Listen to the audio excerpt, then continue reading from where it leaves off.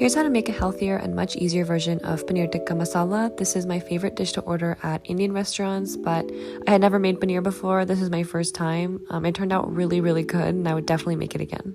Chop your paneer into bite-sized pieces, throw that into a bowl, add some oil, add some red chili powder, some salt, some pepper, some turmeric, some coriander, some ginger powder, add some more oil, toss your paneer until it's coated evenly, add it into a hot pan, and cook until it's brown on both sides. It should be tender once it's cooked all the way through and looks something like this on both sides. Next, you're going to chop up 2 cloves of garlic, add some oil to a wok or a large skillet, add in your garlic. I'm adding in half a large red onion that I diced this morning.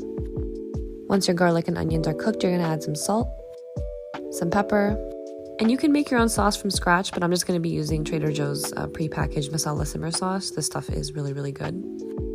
You're going to give that a mix. Next, I'm going to add in some oat milk for some extra creaminess. You can use any milk you like or even heavy cream. Give that a good mix. Let that simmer on low for about 5 minutes. Once your sauce is to your liking, add in your paneer. Coat your paneer in the sauce. And there you have it. I like to pair this with garlic naan. This is also great for meal prep, and it's good in the fridge for about a week. Enjoy!